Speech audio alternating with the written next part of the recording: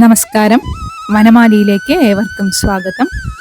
ഇന്ന് എനിക്ക് പറയാനുള്ളത്, കുറച്ച് ദിവസങ്ങൾക്ക് മുൻപ് ഞാൻ ദർശനം നടത്തിയ കർണാടകയിലെ പ്രസിദ്ധമായ ഉടുപ്പി ശ്രീകൃഷ്ണ മഠത്തെക്കുറിച്ചും അതിന് അടുത്തു തന്നെയുള്ള ചന്ദ്രമൗലീശ്വര ക്ഷേത്രത്തെക്കുറിച്ചും അനന്തേശ്വര ക്ഷേത്രത്തെക്കുറിച്ചും ഒക്കെയാണ്. ഉടുപ്പിയിലെ ശ്രീകൃഷ്ണ ക്ഷേത്രം മലയാളികൾക്ക് സുപരിചിതം തന്നെയാണ്. ഉടുപ എന്ന സംസ്കൃത വാക്കിൽ നിന്നാണത്രേ ഉടുപ്പി എന്ന പേര് ഈ സ്ഥലത്തിന് ലഭിച്ചത്. ഉഡു എന്ന് വെച്ചു കഴിഞ്ഞാൽ നക്ഷത്രം എന്നാണ് അർത്ഥം. ഉടുപ എന്ന് വെച്ചു കഴിഞ്ഞാൽ ചന്ദ്രൻ എന്നും. ഉടുക്കളുടെ പതിയായ അല്ലെങ്കിൽ നക്ഷത്രങ്ങളുടെ നാഥനായ ചന്ദ്രൻ തപസ്സു ചെയ്തതിനാലാണത്രേ ഈ സ്ഥലം ഉടുപ്പി എന്ന പേരിൽ അറിയപ്പെടാൻ തുടങ്ങിയത്. സാക്ഷാൽ ദക്ഷ പ്രജാപതിയുടെ 27 പെൺകുട്ടികളെ വിവാഹം ചെയ്ത ചന്ദ്രൻ അതിൽ രോഹിണിയോട് മാത്രം പ്രത്യേക സ്നേഹം കാണിക്കുന്നത് കണ്ട് ദുഃഖിച്ച മറ്റ് 26 പെൺകുട്ടികൾ ദക്ഷനോട് ഇതേക്കുറിച്ച് പറയുകയും ഇതു കേട്ട ദക്ഷ പ്രജാപതി ചന്ദ്രനെ ശപിക്കുകയും ചെയ്തത്രേ. ശാപഗ്രസ്തനായ ചന്ദ്രൻ അതിൽ നിന്നും മുക്തി നേടുവാനായി സാക്ഷാൽ ശ്രീ പരമേശ്വരനെ തപസ്സു ചെയ്യാൻ വേണ്ടി കണ്ടെത്തിയ സ്ഥലമായിരുന്നു ഇത്. ഉടുപ്പി ശ്രീകൃഷ്ണ ക്ഷേത്രത്തിനടുത്ത് കാണുന്ന ആ ക്ഷേത്രക്കുളം അത് ചന്ദ്ര സരോവരം എന്നാണ് അറിയപ്പെടുന്നത്. ചന്ദ്രദേവന്റെ ഈ തപസ്സു കണ്ട് ദക്ഷ പ്രജാപതി തന്നെ ആ ശാപത്തിൽ നിന്നും മുക്തനാക്കി എന്നാണ് പറയുന്നത്. അതുപോലെ ചന്ദ്രദേവന്റെ ആ തപസ്സിൽ സന്തുഷ്ടനായ ശ്രീ പരമേശ്വരൻ പ്രത്യക്ഷപ്പെട്ടപ്പോൾ തന്നെ അദ്ദേഹത്തിന്റെ ശിരസ്സിലെ ആഭൂഷണമാക്കണം എന്ന വരമാണത്രേ പ്രാർത്ഥിച്ചത്. അങ്ങനെ ഇവിടെ വെച്ചാണത്രേ ശ്രീ പരമേശ്വരൻ ചന്ദ്രനെ മൗലിയിൽ ധരിച്ച ചന്ദ്രമൗലീശ്വരനായി തീർന്നത്. അങ്ങനെ ചന്ദ്രന് മുന്നിൽ പ്രത്യക്ഷപ്പെട്ട ആ സ്വയംഭൂ സാന്നിധ്യമാണ് ഈ ചന്ദ്രമൗലീശ്വര ക്ഷേത്രത്തിൽ ഇപ്പോൾ സ്ഥിതി ചെയ്യുന്നത്. അതുപോലെ ഈ സ്വയംഭൂ ശിവലിംഗത്തിന് വേറൊരു പ്രത്യേകത കൂടിയുണ്ട്.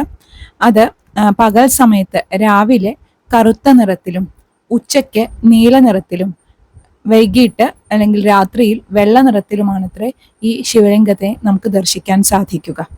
ഇതുതന്നെയാണ് ഈ ചന്ദ്രമൗലീശ്വര ക്ഷേത്രത്തിലെ ഏറ്റവും വലിയ പ്രത്യേകതയും അത്ഭുതവും. നടപ്പാതയിൽ നിന്ന് അല്പം താഴെയായിട്ടാണ് ഈ ക്ഷേത്രം സ്ഥിതി ചെയ്യുന്നത്.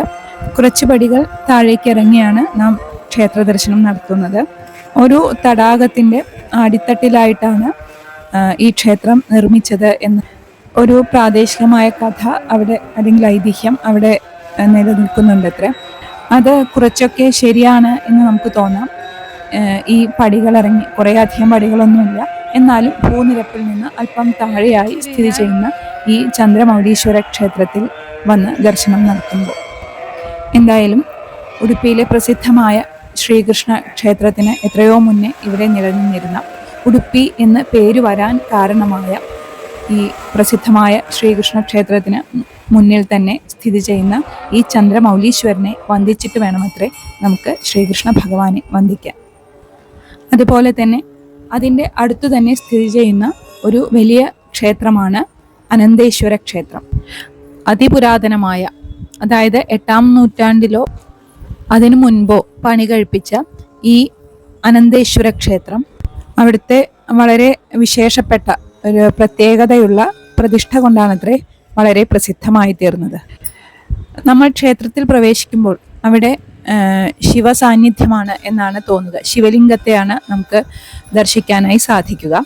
അപ്പോൾ ഈ മഹാദേവനെ അനന്തേശ്വരൻ എന്ന് വിളിക്കാൻ എന്താണ് കാരണമെന്ന് അന്വേഷിച്ചപ്പോഴാണ് അവിടെ വെച്ച് പരിചയപ്പെട്ട ഒരാൾ എനിക്ക് പറഞ്ഞു തന്നത്, അവിടെ സാക്ഷാൽ മഹാവിഷ്ണുവിൻ്റെയും അദ്ദേഹത്തിൻ്റെ ശയ്യയായ അനന്തൻ്റെയും, അതായത് ശേഷനാഗത്തിൻ്റെയും പ്രതിഷ്ഠ ശിവലിംഗത്തിനുള്ളിൽ വസിക്കുന്നത് കൊണ്ടാണത്രേ അനന്തേശ്വര ക്ഷേത്രം എന്ന് പറയുന്നത്.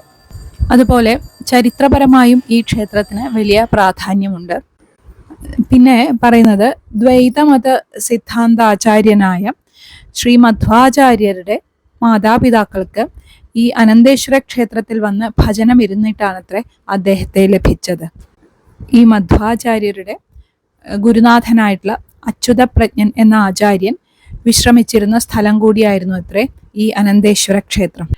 ഉടുപ്പിയിൽ താമസിക്കുന്ന സമയത്ത് മധ്വാചാര്യർ തന്റെ ശിഷ്യർക്ക് വിദ്യ പകർന്നു നൽകിയിരുന്നതും ഈ ക്ഷേത്രത്തിൽ വെച്ചായിരുന്നു അത്രേ. ഒരിക്കൽ ഉപനിഷത് വിദ്യ ശിഷ്യർക്ക് പകർന്നു നൽകുന്നതിൻ്റെ ഇടയ്ക്ക് അദ്ദേഹം അവിടെ നിന്ന് അപ്രത്യക്ഷനാവുകയും ബദരികാശ്രമത്തിൽ എത്തിച്ചേർന്നതായും പറയപ്പെടുന്നു. അങ്ങനെ അദ്ദേഹം ഇരുന്നിരുന്ന ആ സ്ഥലത്ത് ഇപ്പോഴും അദ്ദേഹത്തിന്റെ അദൃശ്യമായ സാന്നിധ്യം ഉള്ള പുണ്യസ്ഥലമായി കരുതി ആരാധിച്ചു വരുന്നുണ്ട്. അവിടെ അദ്ദേഹം ഇരുന്നിരുന്ന പീഠമാണെന്ന് തോന്നുന്നു. അതിൻ്റെ അടുത്ത് ഒരു കണ്ണാടിയും കണ്ടു. അവിടെയുള്ള അഴികൾക്കിടയിലൂടെ നോക്കിയാലാണ് ശ്രീ മധ്വാചാര്യന്റെ അദൃശ്യമായ സാന്നിധ്യമുള്ള ആ പുണ്യസ്ഥലം നമുക്ക് ദർശിക്കാൻ സാധിക്കുള്ളൂ. അതിന് പുറത്തായിട്ട് അവിടെ അദ്ദേഹം ഇവിടെ നിന്ന് അദൃശ്യനായതാണെന്നും പിന്നീട് ഹിമാലയത്തിലെ ബദരികാശ്രമത്തിൽ പ്രത്യക്ഷനായി എന്നൊക്കെ എഴുതി വെച്ചിട്ടുണ്ട്. അതുമാത്രമല്ല, ഉടുപ്പിയിൽ നിന്നല്ലാതെ പുറത്തുനിന്ന് വരുന്ന തീർത്ഥാടകർക്ക് ഇങ്ങനെ ഒരു സ്ഥലം ഇവിടെ ഉണ്ട് എന്നുള്ളത് പെട്ടെന്ന് ശ്രദ്ധയിൽപ്പെട്ടോളണം എന്നില്ല. കാരണം അവിടെ പ്രത്യേകം ശ്രീകോവിലോ അങ്ങനെ ഒന്നുമില്ല. ഈ ബോർഡ് കണ്ടിട്ട് നമ്മൾ നോക്കണം, എന്നാലേ ഇത് കാണാൻ സാധിക്കുള്ളൂ. ആദ്യത്തെ 1-2 പ്രാവശ്യം ഉടുപ്പിയിൽ വന്ന സമയത്തൊന്നും ഈ ക്ഷേത്രത്തില് മധ്വാചാര്യനെ ആരാധിക്കുന്ന ഈ സ്ഥലം എൻ്റെ ശ്രദ്ധയിൽപ്പെട്ടിരുന്നില്ല. പിന്നീട് പ്രാദേശികരായിട്ടുള്ള അവിടെയുള്ള ജനങ്ങൾ അവിടെ നിന്ന് തൊഴുതു കണ്ടപ്പോഴാണ് ഞാൻ അവിടെ ശ്രദ്ധിച്ചതും അവിടെ എഴുതി വെച്ചിരിക്കുന്ന ആ ബോർഡ് പോലും എൻ്റെ ശ്രദ്ധയിൽപ്പെട്ടത് അപ്പോൾ മാത്രമാണ്. അതുപോലെ ഞാൻ നേരത്തെ പറഞ്ഞല്ലോ, ഇവിടെയുള്ള ഈ ശിവലിംഗ പ്രതിഷ്ഠയിൽ മഹാവിഷ്ണുവിൻ്റെയും ശേഷനാഗത്തിൻ്റെയും സാന്നിധ്യം ഉണ്ട് എന്നുള്ളത്. അത് തന്നെ അവിടെ പലർക്കും അറിയില്ല എന്ന് എനിക്ക് തോന്നുന്നു. ഞാൻ വെറുതെ അവിടെ തൊഴാൻ വരുന്ന ഭക്തരോട് ചോദിച്ചു, ഇവിടെ ഏതാ പ്രതിഷ്ഠ എന്ന് ചോദിച്ചപ്പോൾ മഹാദേവനാണ് എന്നാണ് എനിക്ക് പറഞ്ഞു തന്നത്. അപ്പോൾ അതിലെന്തെങ്കിലും പ്രത്യേകത ഉണ്ടോ ചോദിച്ചപ്പോൾ ഇല്ല, മഹാദേവനാണ്, അടുത്ത ഗണപതിയുടെ പ്രതിഷ്ഠ ഉണ്ട് എന്നൊക്കെ എനിക്ക് പറഞ്ഞു തന്നു. അത്രയേ ഉള്ളൂ. എനിക്ക് ഈ മഹാദേവനെ അനന്തേശ്വരൻ എന്നെന്താണ് വിളിക്കുന്നത്, അതിന് വല്ല ഐതിഹ്യമോ കഥയോ ഉണ്ടോ എന്നാണ് ഞാൻ അന്വേഷിച്ചത്. അപ്പോഴാണ് നേരത്തെ പറഞ്ഞ ഒരു സങ്കല്പം അവിടെയുള്ള ഒരു ഭട്ട് എന്ന് പറയുന്ന ഒരാൾ പറഞ്ഞു തന്നത്. ഈ ക്ഷേത്രം കേരളത്തിലെ ക്ഷേത്ര മാതൃകയിലാണ് നിർമ്മിച്ചിരിക്കുന്നത് എന്ന് തോന്നുന്നു. ഈ ക്ഷേത്രത്തിൻ്റെ പ്രദക്ഷിണ വഴിയിലൂടെ ചെന്നാൽ ഇടതുഭാഗത്തായിട്ട് അയ്യപ്പൻ്റെയും സുബ്രഹ്മണ്യൻ്റെയും നാഗത്തിൻ്റെയും ഒക്കെ പ്രതിഷ്ഠ കാണാം. ഈ ക്ഷേത്രത്തിലേക്ക് പ്രവേശിക്കുന്നതിന് മുൻപ് ക്ഷേത്രത്തിൻ്റെ പുറത്തായിട്ട് വലിയൊരു ബലിക്കല്ല് എന്നൊക്കെ പറയുന്ന പോലെ വലിയൊരു വളരെ ഉയരത്തിലുള്ളൊരു സ്തംഭം, ബലിക്കല്ലൊക്കെ പോലെ തോന്നിക്കുന്ന ഒരെണ്ണം കാണാൻ സാധിക്കും. അതിൻ്റെ അടുത്ത് തന്നെ അഖണ്ഡ ദീപമാണെന്ന് തോന്നുന്നു. അതിൽ എണ്ണ ഒഴിക്കുന്നത് കാണാം. അത് പുറത്ത് എപ്പോഴും കത്തിയിരിക്കുന്നതും കാണാനുണ്ട്. ഈ വിളക്കിലേക്ക് എണ്ണ പകരുന്ന സംവിധാനം കാണാൻ നല്ല കൗതുകം തോന്നി. ഈ അനന്തേശ്വര ക്ഷേത്രത്തിലെ പൂജകളും മറ്റു ചടങ്ങുകളൊക്കെ മാധ്വ സമ്പ്രദായം അനുസരിച്ചിട്ടാണ് എന്നാണ് അറിയാൻ സാധിച്ചത്. അതുപോലെ സംസ്കൃത ഗ്രന്ഥങ്ങളിൽ രജതപീഠം എന്ന് പറയുന്ന നഗരം ഈ ഉടുപ്പി നഗരമാണ് എന്നും പറഞ്ഞു കേട്ടു. അതിന് പരശുരാമനുമായി ബന്ധപ്പെട്ട ഒരു കഥ എന്തോ പറയുന്നു കേട്ടു. അതെനിക്ക് മുഴുവൻ വ്യക്തമായില്ല, അതുകൊണ്ട് ഞാൻ പറയുന്നില്ല.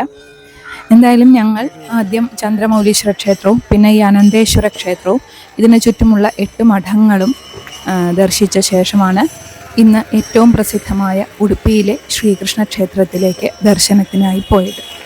ഞങ്ങൾ മറ്റു ക്ഷേത്രങ്ങൾ ദർശിക്കുന്ന സമയത്ത് ഉടുപ്പി ശ്രീകൃഷ്ണ ക്ഷേത്രത്തിലേക്ക് വലിയ തിരക്ക്, വലിയ ക്യൂ തന്നെയായിരുന്നു ഉണ്ടായിരുന്നത്. പക്ഷേ എല്ലായിടത്തും ദർശനം കഴിഞ്ഞ് തിരിച്ചെത്തിയപ്പോൾ ഈ ക്ഷേത്രത്തിലേക്ക് കടക്കാൻ തീരെ തിരക്കുണ്ടായിരുന്നില്ല. നേരിട്ട് തന്നെ പ്രവേശിക്കാൻ സാധിച്ചു. ഇത്രയും പുരാതനമായ ക്ഷേത്രങ്ങളുള്ള ഉടുപ്പിയിൽ എന്തുകൊണ്ടാണ് മറ്റു ക്ഷേത്രങ്ങളെക്കാൾ അധികം ഈ ശ്രീകൃഷ്ണ മഠത്തിന് അല്ലെങ്കിൽ ഈ ശ്രീകൃഷ്ണ ക്ഷേത്രത്തിന് ഇത്രയും പ്രശസ്തി കൈവന്നത് എന്ന് നമുക്ക് തോന്നാം. കാരണം മറ്റൊന്നുമല്ല, ഇത് ദ്വാരകയിൽ രുക്മിണീ ദേവി ആരാധിച്ചിരുന്ന ബാലകൃഷ്ണ രൂപമാണ്. കംസന്റെ തടവറയിലായിരുന്ന കൃഷ്ണന്റെ അമ്മയായ ദേവകിക്ക് കൃഷ്ണന്റെ കുട്ടിക്കാലം ഒരിക്കലും ആസ്വദിക്കാൻ സാധിച്ചിട്ടില്ല. അമ്പാടിയിൽ കൃഷ്ണനാടിയ ലീലകളൊക്കെ കാണാൻ ദേവകിക്ക് മോഹമുണ്ടെന്ന് ഒരിക്കൽ ശ്രീകൃഷ്ണനോട് അമ്മയായ ദേവകി ദേവി പറഞ്ഞു അത്രേ. യശോദാമ്മ അനുഭവിച്ച ആ ഭാഗ്യം തനിക്ക് നേരിൽ കാണാൻ സാധിച്ചിരുന്നുവെങ്കിൽ എന്ന തൻ്റെ അമ്മയായ ദേവകി ദേവിയുടെ ആ ആഗ്രഹം സാധിക്കാനായി ശ്രീകൃഷ്ണ ഭഗവാൻ തൻ്റെ ബാലരൂപം സ്വീകരിച്ച് ആ ബാലലീലകളെല്ലാം അമ്മയ്ക്ക് അനുഭവവേദ്യമാക്കി കൊടുത്തു അത്രേ. ഇത് കാണാനിടയായ രുക്മിണി ദേവിക്ക് ആ ബാലനായ കൃഷ്ണന്റെ ഒരു വിഗ്രഹം തനിക്ക് പൂജിക്കാനായിട്ട് വേണം എന്ന മോഹമുദിക്കുകയും അങ്ങനെ ഒരു വിഗ്രഹം പണിതീർത്ത് അത് ദ്വാരകയിൽ വെച്ച് പൂജിക്കുവാനും ആരംഭിച്ചു. അങ്ങനെ രുക്മിണി ദേവി പൂജിച്ച അപൂർവമായ ആ ബാലകൃഷ്ണ വിഗ്രഹമാണ് സൂക്ഷിക്കാനായി അർജുനനെ ഏൽപ്പിച്ചത്. ഗുജറാത്തിലെ ദ്വാരകയിൽ ഉള്ള ഈ ബാലകൃഷ്ണ വിഗ്രഹം കടലിലൂടെ ഒഴുകി ഉടുപ്പിയിലെത്തിയ കഥ വളരെ രസകരമാണ്. രുക്മിണി ദേവി താൻ ആരാധിച്ചിരുന്ന ശ്രീകൃഷ്ണ വിഗ്രഹം സൂക്ഷിച്ചു വെക്കാനായി അർജുനനെ ഏൽപ്പിച്ചു. അർജുനൻ അത് അനുസരിക്കുകയും ചെയ്തു. എന്നാൽ പ്രളയത്തിൽ ദ്വാരക കടലിലേക്ക് മുങ്ങിപ്പോയപ്പോൾ ആ ബാലകൃഷ്ണ വിഗ്രഹം കടലിനടിയിലേക്ക് പോവുകയും അത് കളിമണ്ണിനുള്ളിൽപ്പെട്ട് മറഞ്ഞിരിക്കുകയും ചെയ്തു. ഒരിക്കൽ കപ്പലിലൂടെ യാത്ര ചെയ്യുകയായിരുന്ന ചില കച്ചവടക്കാർ ഭീമാകാരമായ പ്രത്യേക രൂപത്തിലുള്ള ഈ കളിമൺ രൂപം കണ്ട് കൗതുകം തോന്നി. അത് തങ്ങളുടെ കപ്പലിലേക്ക് എടുത്തു വെച്ചു. ഉടുപ്പി തീരത്ത് എത്തിയപ്പോൾ ആ കപ്പൽ കൊടുങ്കാറ്റിൽ പെട്ടുവെന്നും ആ സമയം തീരത്തുണ്ടായിരുന്ന മധ്വാചാര്യർ ഇത് കാണുകയും ആ കപ്പലിനെ തൻ്റെ സിദ്ധി കൊണ്ട് കൊടുങ്കാറ്റിൽ നിന്നും രക്ഷിച്ച് സുരക്ഷിതമായി തീരത്തിലേക്ക് കൊണ്ടുവന്നു എന്നുമാണ് കഥ. തങ്ങളെ രക്ഷിച്ചതിന് നന്ദി സൂചകമായി പ്രതിഫലമായി ഈ കപ്പലിലുള്ള ഏത് സാധനം വേണമെങ്കിലും മധ്വാചാര്യനോട് എടുത്തുകൊള്ളാൻ കപ്പലിലെ നാവികൻ പറഞ്ഞു അത്രേ. ഇത് കേട്ട് മധ്വാചാര്യർ തനിക്ക് ഒന്നും വേണ്ട എന്നും അവർ വല്ലാതെ നിർബന്ധിച്ചപ്പോൾ അദ്ദേഹം അവിടെ നോക്കിയിട്ട് ഈ കളിമണ്ണിന്റെ രൂപമാണ് കയ്യിലെടുത്തത്.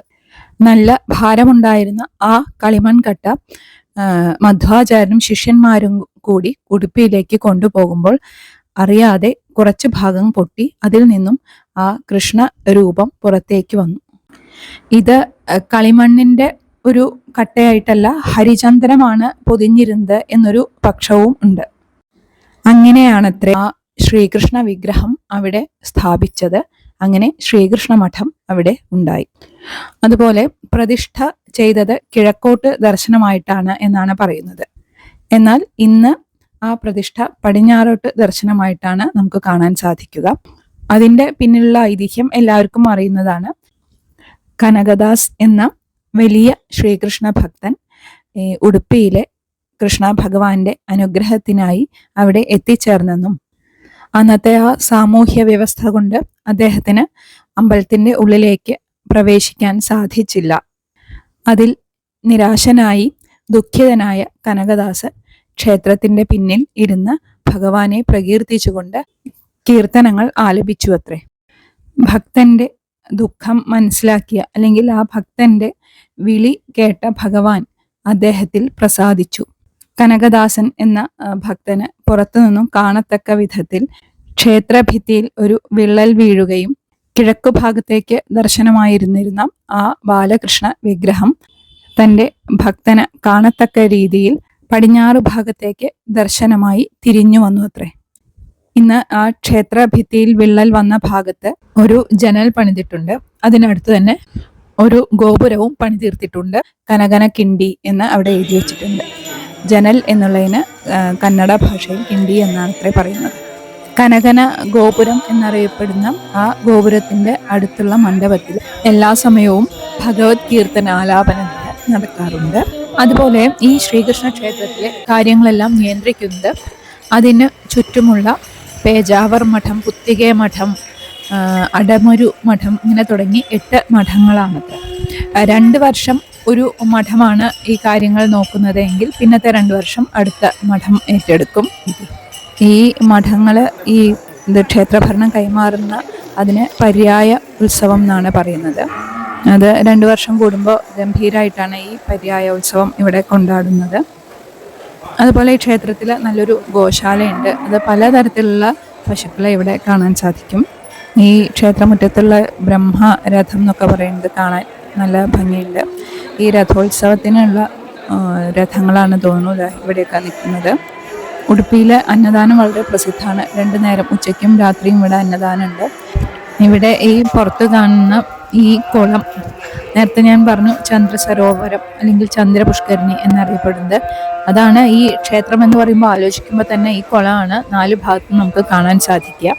അതുപോലെ ഇവിടെ വന്ന് തൊഴുത് പോണവർക്ക് റൂം എടുക്കണമെന്നൊന്നുമില്ല. ഇവിടെ ചെരുപ്പും ബാഗും ഒക്കെ വെക്കാനുള്ള സ്ഥലമുണ്ട്. അവിടെ വെച്ച് നമുക്ക് ഫ്രഷായിട്ട് വന്ന്, അതും ഇവിടെ അടുത്ത് തന്നെ ഉണ്ട്, വന്ന് നമുക്ക് അമ്പലത്തിൽ തൊഴാൻ സാധിക്കും. ഈ ക്ഷേത്രത്തിലേക്ക് പ്രവേശിക്കുമ്പോൾ ആ ഭാഗത്ത് 2 ഭാഗത്തായിട്ട് ധാരാളം പീടികകളുണ്ട്. ക്ഷേത്രത്തിൻ്റെ ഉള്ളിൽ തന്നെ നമുക്കിത് കാണാം, കൃഷ്ണ വിഗ്രഹങ്ങളും അതൊക്കെ വിൽക്കുന്നതായിട്ട്. ഇത് കാണുമ്പോൾ ഈ ക്ഷേത്ര സങ്കല്പത്തിന് തന്നെ ചെറുതായി മങ്ങലേൽക്കുമോ എന്നെനിക്ക് തോന്നി. അല്ലെങ്കിലും ഇത് ക്ഷേത്രം എന്ന സങ്കല്പത്തേക്കാൾ ഇവിടെ പുറത്ത് എഴുതി വെച്ച പോലെ ശ്രീകൃഷ്ണ മഠം എന്നാണ് എഴുതി വെച്ചിരിക്കുന്നത്. അതുകൊണ്ട് തന്നെ ഒരു ആശ്രമം എന്നുള്ള സങ്കല്പമാണ് കൂടുതൽ ഇതിന് അനുയോജ്യം എന്നതാണ് എനിക്ക് തോന്നിയത്. ഒരു കയ്യിൽ കടകോലും മറുകൈയിൽ കയറും പിടിച്ചു നിൽക്കുന്ന ആ കാർവർണ്ണ രൂപം എത്ര കണ്ടാലും നമുക്ക് മതി വരുന്നില്ല. കൃഷ്ണ പ്രതിഷ്ഠയുടെ മുന്നിലുള്ള മണ്ഡപത്തിൻ്റെ ഇരുഭാഗത്തുമായിട്ട് ഗരുഡനെയും ഹനുമാനെയും പ്രതിഷ്ഠിച്ചതായി കാണാം. അതുപോലെ കൃഷ്ണ പ്രതിഷ്ഠയ്ക്ക് നേരെ മുന്നിലുള്ള കനകനക്കിണ്ടി എന്ന് പറയുന്ന ആ ദ്വാരത്തിന് അടുത്തായി താഴെ ഇരുന്ന് എനിക്ക് അറിയാവുന്ന കൃഷ്ണ കീർത്തനങ്ങളും വിഷ്ണു സഹസ്രനാമവും ഒക്കെ ചൊല്ലി പ്രാർത്ഥിച്ച് നമസ്കരിച്ച് ഞാൻ ആ ക്ഷേത്രത്തിൽ നിന്നും പുറത്തേക്ക് കടന്നു. കയ്യിൽ കടകോൽ ധരിച്ചു നിൽക്കുന്ന കൃഷ്ണൻ്റെ പ്രതിഷ്ഠയായതുകൊണ്ടാകാം അവിടെയുള്ള എല്ലാ പീടികകളിലും ധാരാളം കടകോലുകൾ വിൽക്കാനായി വെച്ചിരിക്കുന്നത് കണ്ടു. അങ്ങനെ രാവിലെ 9 മണിയോടുകൂടി ക്ഷേത്ര ദർശനമൊക്കെ കഴിഞ്ഞ് ഞങ്ങൾ ഉദരപൂജയ്ക്കായി അവിടെ അടുത്തു തന്നെയുള്ള വളരെ പ്രസിദ്ധമായ, അവിടുത്തെ ഏറ്റവും പഴയ ഭോജനശാല എന്ന് തന്നെ പറയാം, മിത്രസമാജം എന്ന റെസ്റ്റോറൻറ്റ് ലക്ഷ്യമാക്കി നടന്നു. സാത്വികമായ ഭക്ഷണത്തിന് വളരെ പേരുകേട്ടതാണ് ഈ മിത്രസമാജം എന്ന ഈ റെസ്റ്റോറൻറ്റ്. ഇത് നേരത്തെ പറഞ്ഞല്ലോ ആനന്ദേശ്വര ക്ഷേത്രം എന്ന്, അതിൻ്റെ പുറകുവശത്തായിട്ടാണ് ഏതാണ്ട് വരുന്നത്. വളരെ ചെറിയൊരു ഭോജനശാലയാണ് കേട്ടോ ഇത്. ഇവിടുത്തെ ദോശ വളരെ പ്രസിദ്ധമാണ്. പൊതുവേ തന്നെ ഉടുപ്പിയുടെ ആ ഭക്ഷണത്തിൻ്റെ രുചി ലോകപ്രസിദ്ധമാണല്ലോ. നമ്മുടെ നാട്ടിലും ധാരാളം ഉടുപ്പി റെസ്റ്റോറൻറ്റുകൾ കാണാറുണ്ട്. ഈ ഉടുപ്പി രുചിയുടെ ഈറ്റില്ലം എന്ന് പറയുന്നത് ഉടുപ്പിയിലെ ഈ ശ്രീകൃഷ്ണ ക്ഷേത്രം തന്നെയാണത്രേ.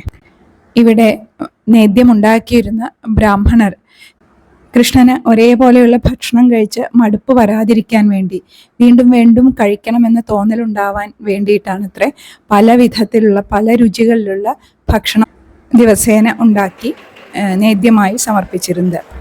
ഈ രുചിയുടെ പെരുമയാണ് പിന്നീട് ക്ഷേത്രമതിൽക്കെട്ടിൽ നിന്നും പുറത്തു കടന്ന് ലോകം മുഴുവൻ വ്യാപിച്ചത്. ഞങ്ങൾ മിത്രസമാജത്തിലെ ആ സ്വാദേറിയ ഭക്ഷണം ആസ്വദിച്ച് കഴിച്ച് വീണ്ടും ആ ക്ഷേത്ര പരിസരത്ത് തന്നെ എത്തിച്ചേർന്നു.